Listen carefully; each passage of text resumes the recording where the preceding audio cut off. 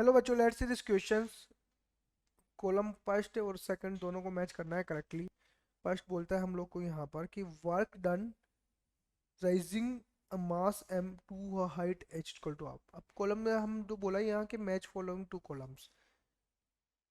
अब first work done raising a mass m to a height h equal to r। अगर मैं बोलूँ कहीं ना कहीं मीन्स ऊपर हाइट h पे बात कर रहा है तो मीन्स रेडियस प्लस हाइट उसकी, राइट। तो हम यहाँ देखेंगे वर्क डन की बात कर रहे हैं तो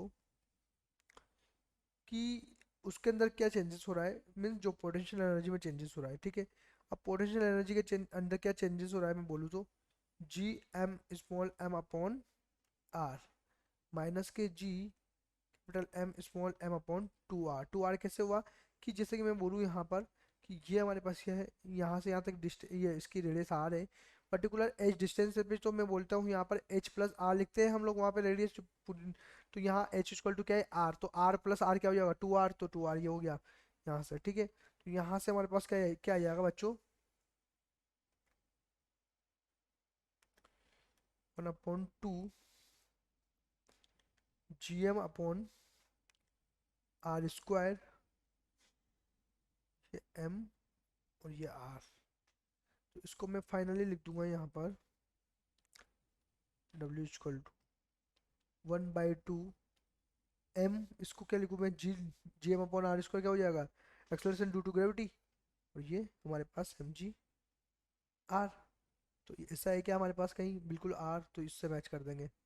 सेकंड देखो यहाँ पर, सेकंड क्या बोलता है, kinetic energy satellite of mass M height H equal to R, ठीक है।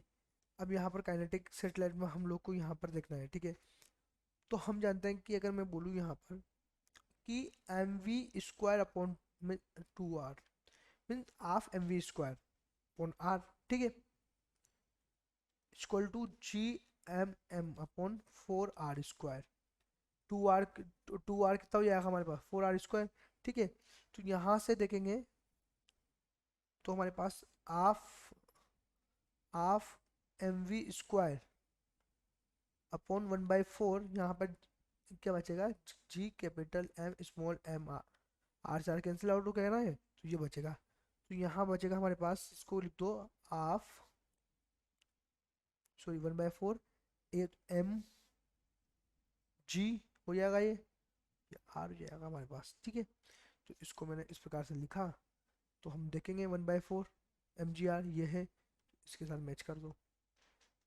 थर्ड बोलता है हमारा हम लोगों को difference in energy of two satellite each of mass m but one at height h1 r and another h2 2r, ठीक है। हाँ हम लोग को एनर्जी के अंदर डिफरेंस देखना है, ठीक है। तो देखेंगे हम यहाँ पर डिफरेंस दोनों एनर्जी के अंदर हम लोग कि डेल ई जब लिखते हैं हम लोग हाफ डेल यू लिख सकता हूँ, तो क्या हो जाएगा ये half G M M upon two R है ना, minus G M M upon three R, ठीक है। तो यहाँ पर क्या हो जाएगा ये one upon twelve G M M upon R, ठीक है। तो इसको लिखो one upon twelve M G R लिख सकते हैं।